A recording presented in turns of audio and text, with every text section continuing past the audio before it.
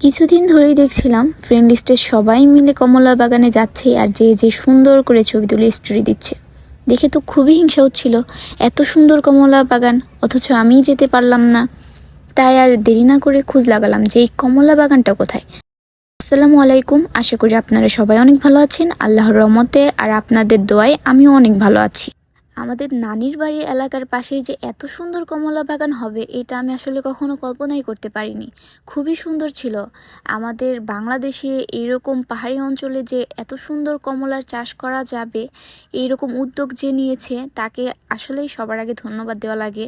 তাই সবার দেখা দেখি দেরি না করে আমিও চলে গিয়েছিলাম কমলা বাগানে নিজের চোখে দেখতে।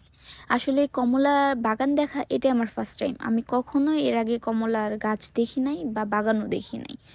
খুবই সুন্দর ছিল, একদম গাছ ভর্তি কমলা কালারের সুন্দর সুন্দর কমলা ধরেছিল। এগুলা দেখতে খুবই ভালো লাগছিল।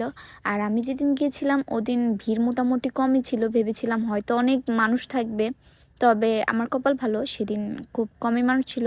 আর সেদিন এটিএন বাংলা নিউজ থেকেও কিছু সাংবাদিক, তারপর ঢাকা ইউনিভার্সিটির একজন অধ্যাপক এসেছিল। সবচেয়ে মজার যে বিষয়টা হয়েছে, আমি ওই কমলা বাগানের ওই দিক দিয়ে ঘুরতেছিলাম, হঠাৎ করেই একটা কমলা বাগানের মালিক হয়তো, উনি আমাকে ডেকে নিয়ে গেছে, বলতেছে যে আপু আপনি কিছু বলেন, ইন্টারভিউ দেন। আমি তো পুরাই হতবাক যে ভাই আমি তো কখনো এইভাবে ইন্টারভিউ দিই নাই, আমার কোনো এক্সপিরিয়েন্সও নাই। আমি আসলে খুবই লজ্জায় পড়ে গিয়েছিলাম, আমি বলেছিলাম ভাই আমি পারবো না।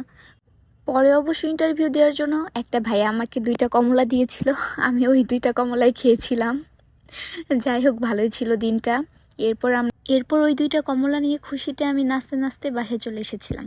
আর আমার ভিডিও আজকে এখানেই শেষ। আশা করি আপনারা সবাই অনেক ভালো থাকবেন। আল্লাহ হাফেজ, ধন্যবাদ।